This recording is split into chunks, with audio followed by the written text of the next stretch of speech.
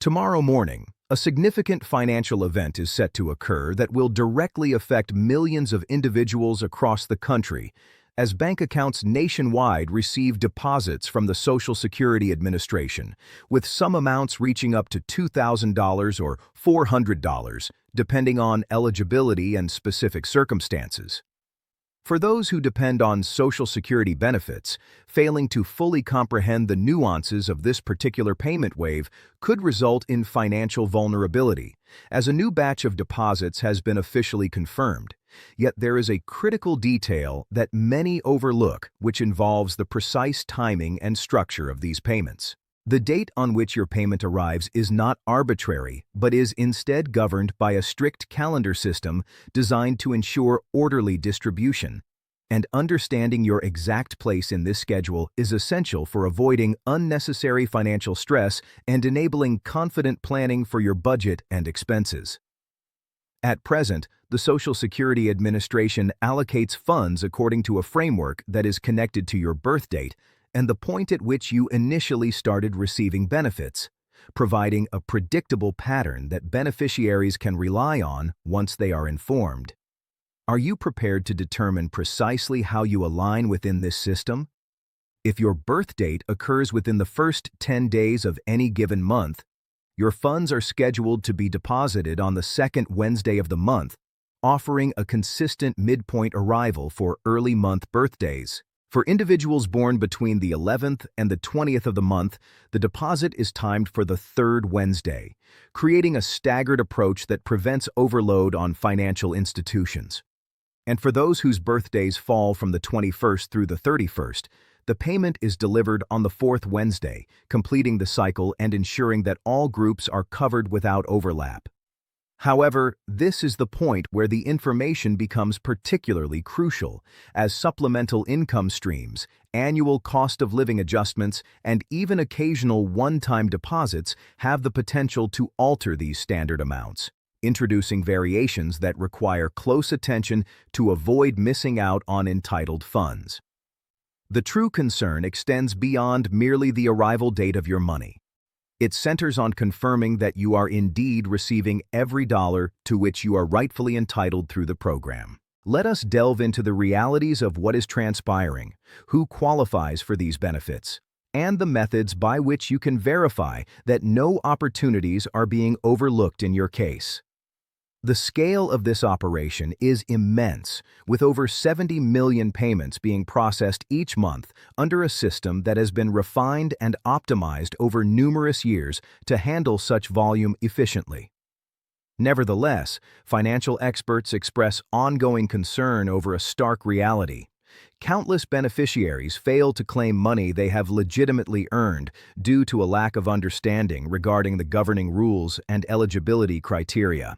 When reference is made to a potential deposit of $2,400, it does not pertain solely to a standard benefit payout, but rather encompasses a combination of your primary benefit, any applicable cost of living increases, possible back payments stemming from administrative processing delays, and additional supplements for which certain individuals may qualify based on their circumstances. Now, let us reveal the inner workings of how tomorrow's payment cycle functions in practice, emphasizing that the administration does not distribute funds haphazardly, but adheres to a meticulously staggered schedule that was originally established in the late 1980s to alleviate the strain on banking systems, which previously faced challenges when all payments were issued simultaneously on a single day. Consequently, the division by birth date was implemented as a practical solution, and this is key information that every beneficiary should note and preserve for future reference to maintain clarity in their financial planning. A primary source of confusion arises here, and it is understandable given the complexity, as the rules are not always readily accessible or straightforward to locate without dedicated effort. If you commenced receiving benefits prior to May of 1997, you fall into a legacy category where payments are dispersed on the third day of every month, irrespective of your birth date, preserving an older tradition for long-term recipients. In contrast, if you began after that date, Your payment day is determined exclusively by your birth date, adhering to the aforementioned Wednesday-based schedule that segments the month into 3 distinct groups. However, tomorrow's batch stands out as distinct, and the reason will be elaborated shortly, because it incorporates additional funds that deviate from the standard calendar, meaning that without vigilant monitoring, one might inadvertently overlook sums that are legally due. That figure of $2,400 is not chosen at random. It reflects the integration of various components, considering that the average monthly retirement benefit currently stands at approximately $1,876, providing a benchmark for typical expectations. What distinguishes this payment is the amalgamation of regular benefits with supplementary payments that numerous seniors are eligible for but remain unaware of, potentially leaving funds unclaimed. To clarify this for your personal budgeting purposes, if you are entitled to the maximum benefit due to having worked 35 years at the highest earning levels and having deferred claiming until age 70, your monthly payment could approach $4,973, representing the upper limit of the system. Yet, it is entirely normal that most individuals do not reach this level, as benefits are calibrated to individual work histories and claiming ages. Tomorrow's deposit introduces further nuance through the periodic issuance of supplemental payments from multiple sources, beginning with the annual cost of living adjustment, which for this year amounted to 2.5%, signifying that if your previous year's payment was $1,800, it would rise to about $1,845 starting this January, adjusting for inflation to maintain purchasing power. Complications can arise in these calculations, as errors occasionally occur within the administration's processes, and when corrections are made, back payments are issued to compensate for the discrepancies, which can add hundreds of dollars to your regular deposit and often arrive with minimal advance notice beyond a mailed letter informing you of the update. Another potential source is Supplemental Security Income, or SSI, which operates as a needs-based program separate from standard retirement benefits, although many seniors receive both concurrently, leading to combined deposits that can make the total amount appear substantially larger than the base Social Security figure. The federal SSI payment for an individual this year is around $943, and while qualifications for both programs are assessed independently, the funds may coincide in your account, enhancing the overall deposit on payment day. Importantly, SSI adheres to its own distinct schedule, typically disbursed on the first of the month, but adjustments are made when that date coincides with a weekend or holiday, occasionally resulting in multiple payments arriving on the same day and creating a larger-than-expected influx. Now, addressing a topic that is seldom explained with sufficient clarity, but holds immense importance: the taxation of your Social Security benefits, which can influence the net amount you ultimately retain after deposits. Depending on your overall income level, federal income tax may apply to up to 85% of your Social Security funds, though it is vital to note that this does not equate to the government withholding 85% directly from your check. Rather, it means that portion could be treated as taxable income during your annual tax filing. The mechanism involves the Internal Revenue Service evaluating your combined income, defined as your adjusted gross income, plus any non-taxable interest, plus half of your Social Security benefits, to determine liability. For individuals filing singly, if combined income falls between $25,000 and $34,000, up to 50% of benefits may be taxable, while exceeding $34,000 could make up to 85% taxable. For married couples filing jointly, the corresponding thresholds are $32,000 and $44,000, establishing brackets that guide the tax implications and underscoring the need for beneficiaries to consider their total financial picture when anticipating net deposits. Let us now examine 2 key rules that profoundly affect many recipients, but are often inadequately understood: the windfall elimination provision and the government pension offset. both of which can diminish your Social Security benefits if you also receive a pension from employment where Social Security taxes were not paid, a situation common among certain government employees and teachers.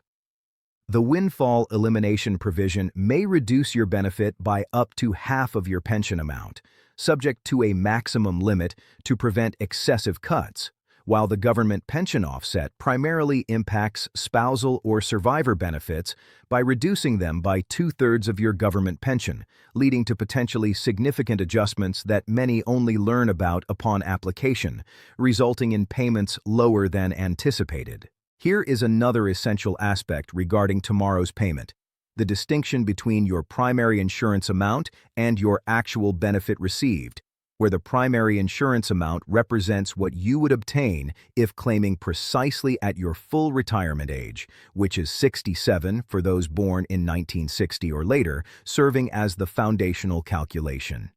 Your actual benefit varies based on claiming timing. Initiating as early as age 62 reduces it by approximately 30%, whereas delaying beyond full retirement age accrues credits that boost it by 8% annually until age 70, meaning someone with a primary insurance amount of $2,000 might receive only about $1,400 at 62, but around $2,480 at 70, explaining why some deposits tomorrow appear notably high for those who strategically waited. An insider detail worth highlighting is that benefits can continue to increase even after commencement, extending beyond mere cost of living adjustments, particularly if you engage in work while receiving benefits before full retirement age, triggering an earnings test where, this year, earnings above $23,400 for those not reaching full retirement age lead to $1 in benefits being withheld for every $2 earned over the limit. However, the positive aspect that is rarely emphasized is that these withheld amounts are not forfeited. Upon attaining full retirement age, the administration recalculates your benefit to credit those withheld periods, yielding a permanently elevated monthly amount thereafter and effectively restoring value over time. Additionally, corrections to your earnings record can enhance payments, as errors are more frequent than commonly assumed, arising from multiple jobs, small business payroll discrepancies, or name changes that affect reporting accuracy. The administration updates records annually, but when inaccuracies are identified and rectified through reporting, adjustment payments may follow, which can be substantial if the errors pertain to high earning years, critical to benefit calculations. Turning to survivor benefits, this area can also yield unexpectedly large deposits for eligible individuals. If you are a widow or widower receiving benefits based on a deceased spouse's record, you may be entitled to up to 100% of what they were receiving, particularly if they had delayed claiming or possessed high lifetime earnings that maximize the transferable amount. For those who claimed survivor benefits early and have now reached full retirement age, it is advisable to assess whether switching to your own retirement benefit would yield a higher payment, as the rules permit such a switch if beneficial, an option that remains unknown to many and could optimize income streams. Next, Medicare premiums play a direct role in your net deposit, as enrollment in Part B and Part D typically results in deductions from Social Security benefits prior to banking, with the standard Part B premium this year at $185 monthly for most recipients. However, if income surpasses specific thresholds, an income-related monthly adjustment amount applies, increasing costs based on income from 2 years prior, meaning a past income surge could elevate current premiums despite present lower earnings. Fortunately, appeals are possible for these adjustments in cases of major life events such as retirement or spousal loss, offering a pathway to potential relief. A perennial source of confusion involves the timing of cost of living adjustments, announced each October and effective for January payments, But a notable quirk arises because December's Social Security payment often constitutes January's benefits dispatched early due to holiday scheduling, potentially displaying the increase in December depending on your cycle, which is not an error but a calendrical accommodation.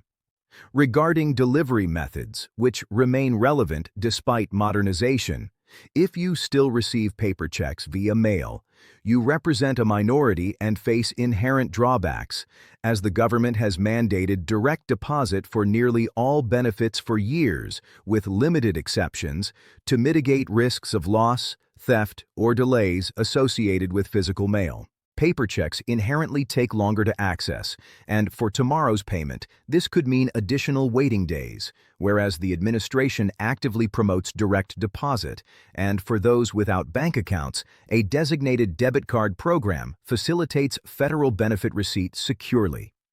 Every beneficiary should be aware of their right to appeal decisions perceived as erroneous, with a 60-day window from notice receipt to initiate the process, encompassing 4 levels. Initial reconsideration by a fresh reviewer, a hearing before an administrative law judge, and subsequent reviews if necessary. Empowering individuals to challenge and potentially secure substantial back payments through successful appeals, provided documentation is maintained and deadlines observed. Finally, representative payees warrant mention, impacting seniors requiring assistance with fund management. When the administration deems a beneficiary unable to handle payments independently, a payee, often a family member, is appointed to receive and allocate funds solely for the beneficiary's needs, with obligations to save surpluses and report usage annually. Payees must uphold strict fiduciary duties, and any suspected misuse demands immediate reporting as serious fraud. Tomorrow's payment batch signifies more than mere account credits. It embodies the realization of a long-standing commitment, as contributions were made from every paycheck throughout working lives and grasping precisely what you are due. The reasons for variations and potential changes is fundamental not only for information, but for securing every earned dollar post-retirement. This detailed examination from USA Secure Benefits aims to enhance your understanding of these benefits, and if it has proven useful, we encourage engagement to disseminate this vital knowledge further.